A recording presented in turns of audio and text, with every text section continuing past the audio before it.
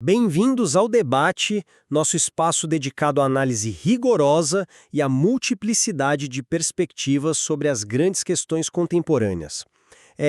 Bom, para começar hoje, imagina que o Congresso Nacional é tipo uma construtora.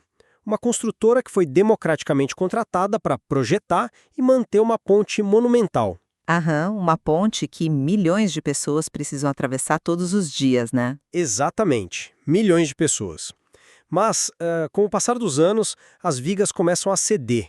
E os engenheiros responsáveis, Os nossos legisladores eleitos. isso, os legisladores, eles simplesmente se recusam a aparecer no canteiro de obras, sabe? Porque a reforma dessa ponte envolve, tipo, temas impopulares, tem um custo político altíssimo. Aí, diante de um colapso estrutural iminente, os inspetores da obra, que no caso são os juízes da Suprema Corte, decidem pegar o cimento e reforçar os pilares com as próprias mãos, certo?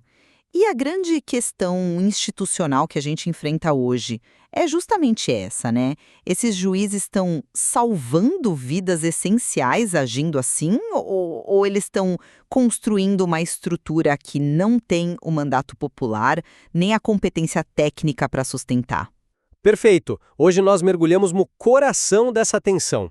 A nossa discussão emerge de uma análise bem minuciosa de artigos jurídicos recentes, revisões de teoria constitucional e, claro, decisões históricas do Supremo Tribunal Federal, o STF. Estamos falando daquelas ações que redefiniram o panorama dos direitos civis no Brasil. Exato. E a perspectiva que eu trago para a mesa hoje é a de que, nos últimos 15 anos, o STF tem literalmente salvado o Brasil de uma paralisia legislativa asfixiante. Quando parlamentares atrasados se recusam a pautar temas sensíveis, o ativismo judicial deixa de ser uma anomalia, sabe? Ele passa a ser uma resposta constitucionalmente exigida para garantir a dignidade humana.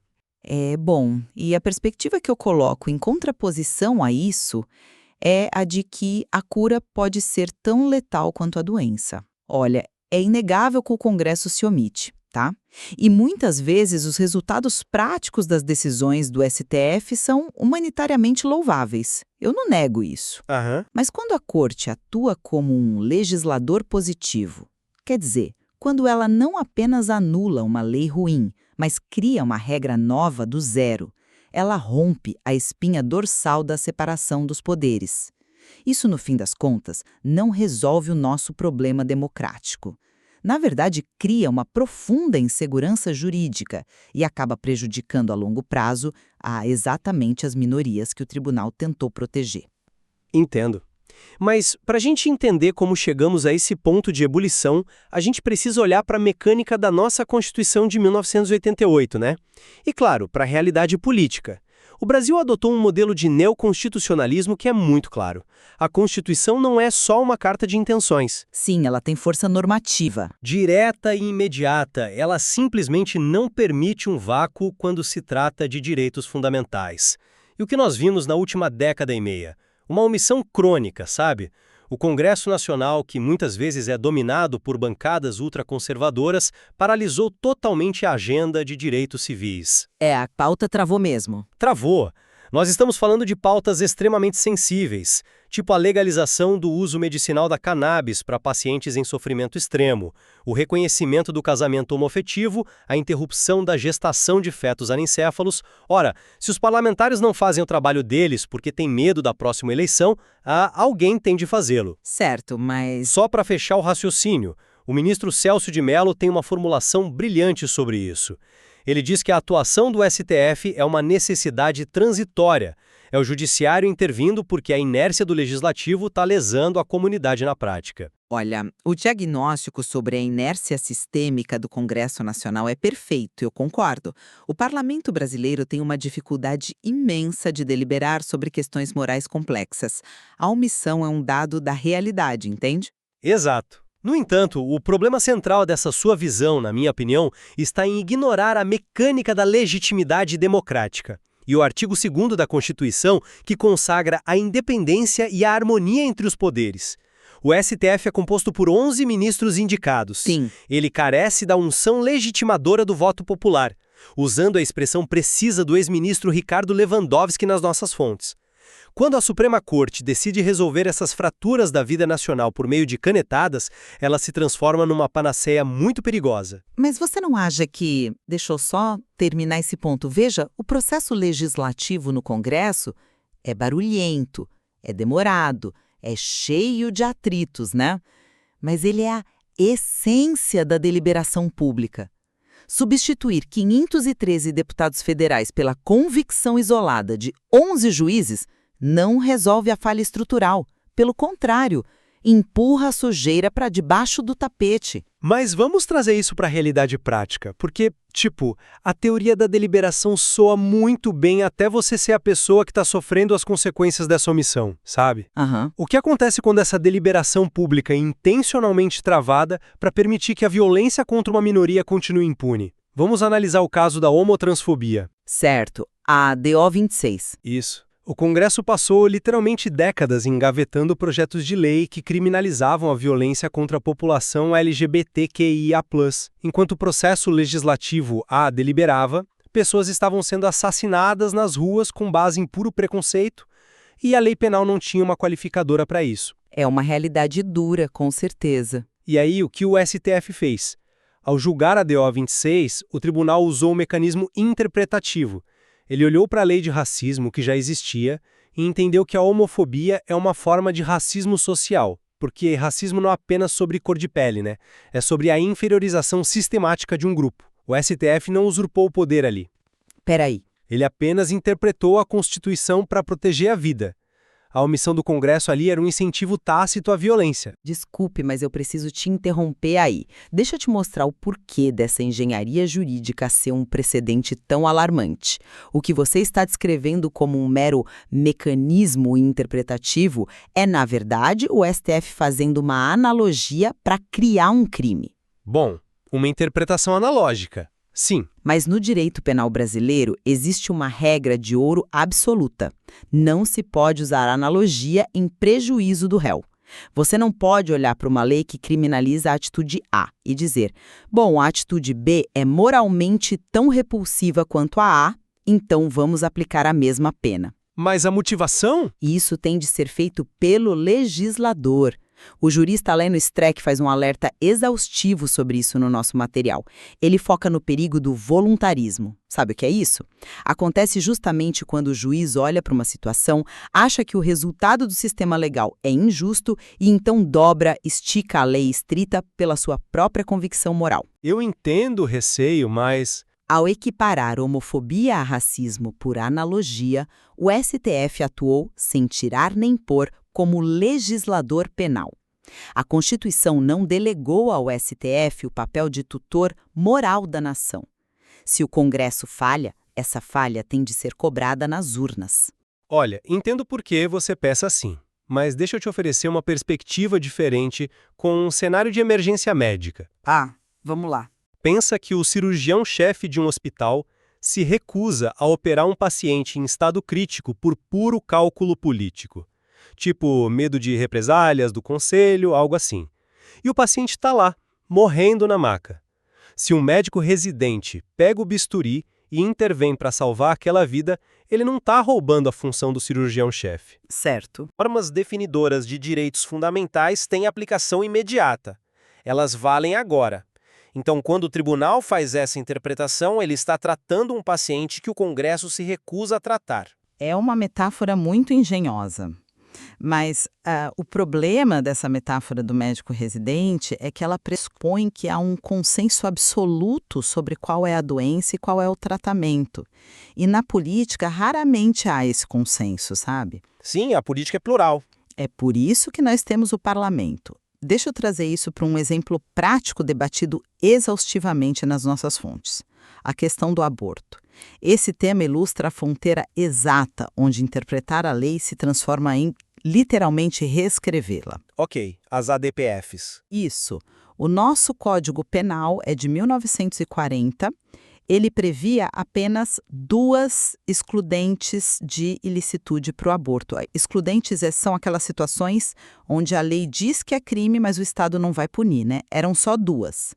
Risco de morte para gestante e gravidez resultante de estupro. ponto. Ponto. Até que a realidade bateu na porta. Aí veio a ADPF 54 no STF e a Corte criou, por conta própria, uma terceira exceção, a interrupção da gestação de fetos anencéfalos. E agora, com a ADPF 442, está na mesa do Supremo a descriminalização geral até a 12ª semana. Adicionar exceções no Código Penal é a definição de manual do que faz um legislador positivo. Mas tem a questão da... Inclusive, o próprio STF tem a súmula 339, uma regra histórica da Corte que diz textualmente que não cabe ao judiciário, que não tem função legislativa, aumentar benefícios sob o fundamento de isonomia. A provocação aqui é inevitável. Se aceitamos que 11 ministros insiram cláusulas novas no Código Penal sem passar pelo Congresso, o que impede a Corte de reescrever qualquer lei do país alegando a proteção da dignidade humana? A barreira que impede isso é a própria hermenêutica constitucional, os limites de como se interpreta a lei maior. E o ministro Luiz Roberto Barroso articula isso de forma muito precisa. O STF não está, tirando leis da cartola. O que ele faz é extrair a máxima efetividade da Constituição de 88. Você mesma mencionou que o nosso Código Penal é de 1940. É um código forjado na era Vargas, com valores patriarcais e sociais diametralmente opostos aos direitos garantidos em 88. Quando o STF julgou a questão dos fetos anencéfalos, o raciocínio clínico e legal demonstrou uma coisa clara. Que foi? Obrigar a uma mulher a carregar no próprio corpo um feto sem viabilidade de vida extrauterina é submetê-la a uma tortura psicológica infligida pelo Estado. Isso fere o núcleo duro da dignidade humana dela. E a mesma lógica se aplica à DPF 442. Mas aí você cai no mesmo problema interpretativo. Não. A criminalização viola direitos reprodutivos básicos. O limite da caneta do ministro é o próprio texto constitucional. É a aplicação direta dos valores que já estavam lá em 1988, mas que o Código de 1940 ignorava completamente. Certo, mas percebe o malabarismo conceitual que acontece aí? Você diz que o limite é o texto constitucional.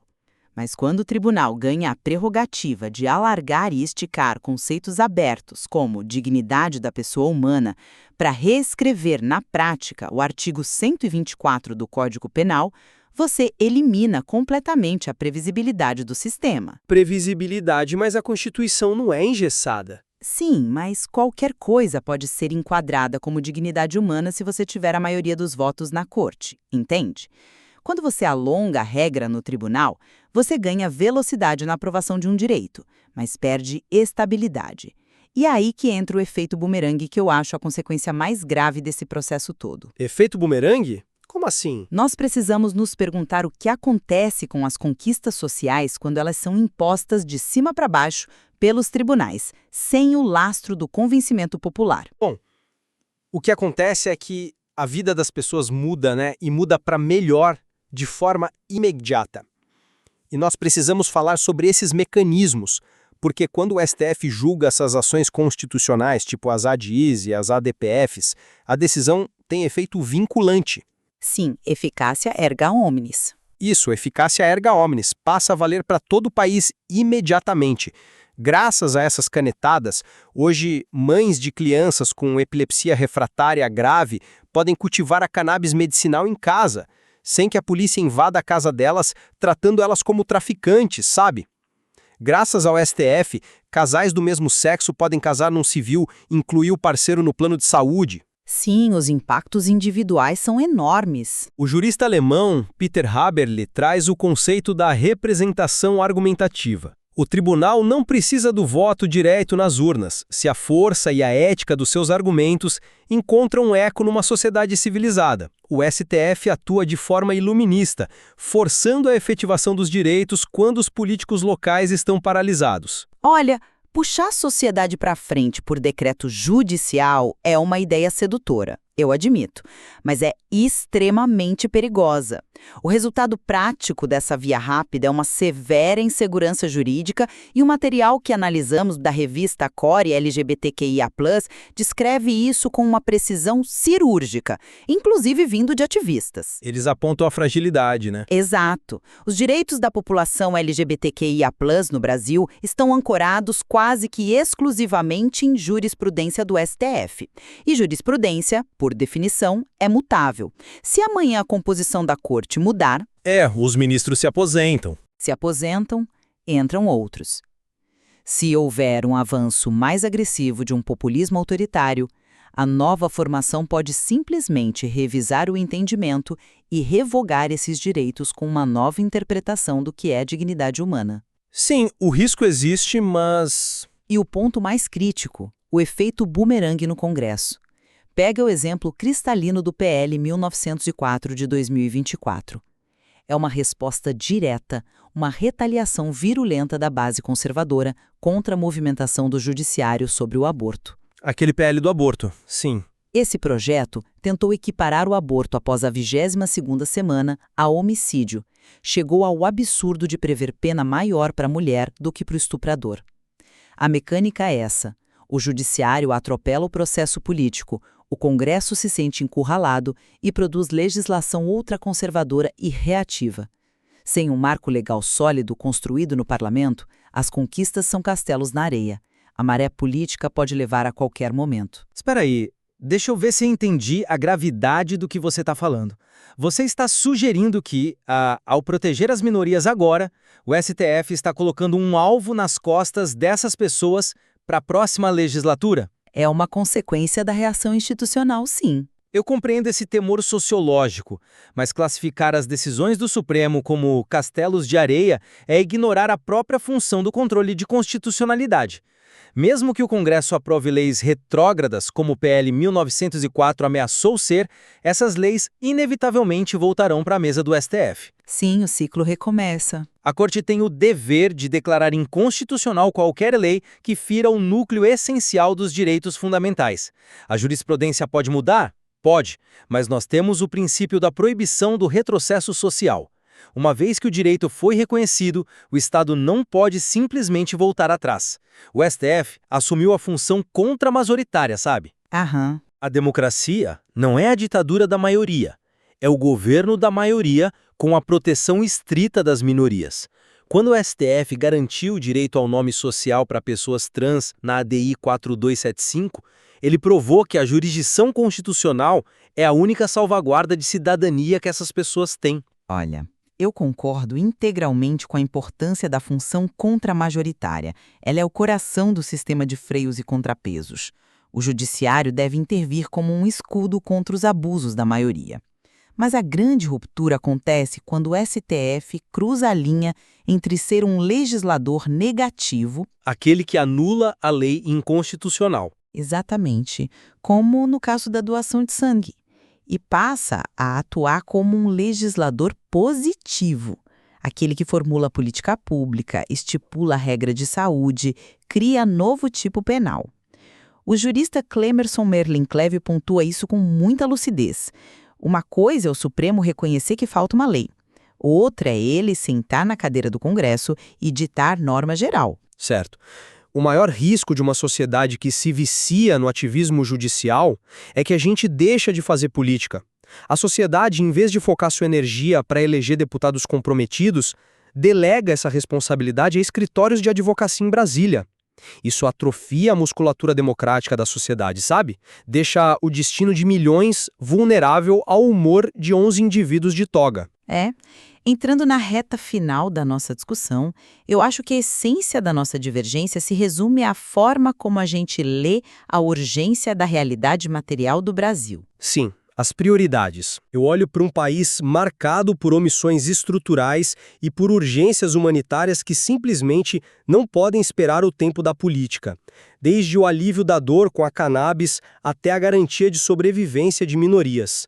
Nesse cenário de falência representativa, o STF se consolidou como a última trincheira na defesa da promessa de 1988. O ativismo judicial pode não ser o modelo mais puro nos manuais, mas na nossa realidade dura foi o que salvou a nossa dignidade constitucional do abismo institucional. E a minha síntese olha exatamente para as consequências de longo prazo. Eu reconheço, o nosso material reconhece, que as intervenções trouxeram avanços inegáveis. Porém, o método importa tanto quanto o resultado. A dependência quase química do país em relação ao STF corrói o sistema de freios e contrapesos. Transforma o tribunal num superpoder que absorve as tensões, mas não tem mandato para acomodá-las adequadamente. Atalhos institucionais são sedutores, mas eles sempre cobram um preço altíssimo na estabilidade a longo prazo da democracia. Mas percebe, ouvindo você, fica muito claro que há um terreno de convergência inegável entre as nossas visões, né? Nós dois partimos do mesmo diagnóstico. O Congresso Nacional Brasileiro tem falhado. Com certeza. Falhado de forma sistêmica, contínua e muitas vezes covarde, varrendo os debates mais urgentes para debaixo do tapete. Sem sombra de dúvida, esse diagnóstico é pacífico. Onde nós bifurcamos e onde a própria teoria jurídica brasileira se divide apaixonadamente é sobre a dosagem e a natureza do remédio. Nós divergimos sobre até que ponto o judiciário pode esticar sua capa interpretativa antes que o tecido democrático comece a se rasgar irreversivelmente. E essa é uma tensão vital, uma discussão que não se esgota aqui de jeito nenhum. Nós sugerimos aos nossos ouvintes que mergulhem nas fontes, nas ementas das ADPFs e ADIs. O constitucionalismo brasileiro é um laboratório fascinante. Sim, porque compreender como, onde e por quem os nossos direitos são forjados é o primeiro passo para garantir que eles não desapareçam no próximo embate político. Exato. Voltando àquela nossa ponte lá no início, os juízes sujaram as mãos de cimento e garantiram que os pilares não desabassem hoje. A travessia foi feita, milhares chegaram em segurança, mas a pergunta continua ecoando. Será que uma ponte mantida por quem não foi eleito para construí-la terá fundações fortes o suficiente para resistir às tempestades democráticas de amanhã? Muito obrigado por nos acompanhar e até o próximo debate.